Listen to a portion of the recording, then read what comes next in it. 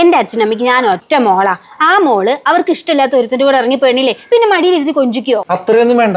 ആ മുഖത്തൊന്ന് മിനിമം ഒരു ചിരി എനിക്ക് പ്രതീക്ഷിച്ചൂടെ? ആ അച്ഛൻ തന്നെ നമ്മളെ വിളിച്ച് വരാൻ പറഞ്ഞു. നമ്മളെ അല്ല, നിന്നെ. പണ്ട് കെട്ടിച്ചേരാന്ന് ചോദിച്ചപ്പോ എന്തൊക്കെയായിരുന്നു? സിദ്ധു, ഇപ്പൊ ഇതാണോ അവിടുത്തെ പ്രശ്നം? നമ്മള് നാട്ടിലേക്ക് എന്നാ പോണതേ?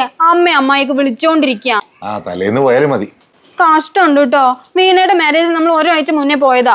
അതെ, അതെന്റെ സ്വന്തം പെങ്ങള്. ഇതങ്ങനെയാണോ? എന്റെ മാമന്റെ മോളല്ലേ, അതൊക്കെ മതി. ഈ മാമന്റെ മോളെന്നെ ഉണ്ടായിരുന്നുള്ളൂ എനിക്ക് പണ്ട് ലെറ്റർ കൊടുന്ന് തരാനും അതുപോലെ ബർത്ത്ഡേക്ക് സർപ്രൈസ് തരാനൊക്കെ. അങ്ങനെയാന്നല്ലേ, കല്യാണം കഴിയുമ്പോ അവളെ അവളുടെ ഭർത്താവിനും കൂടെ നമുക്ക് മാൽദീവ്സിലോട്ട് വിട്ടാലോ? 3 ദിവസത്തെ ഹണിമൂൺ നമ്മുടെ വക. ശരിക്കും? ഇതൊക്കെ എപ്പോ? എടി, വീണെ പോലെ തന്നെയല്ലേ എനിക്ക് അവളും. പക്ഷെ ഒരു കാര്യത്തിൽ മാത്രം ഞാൻ അവളോട് ക്ഷമിച്ചിട്ടില്ല. എന്താ?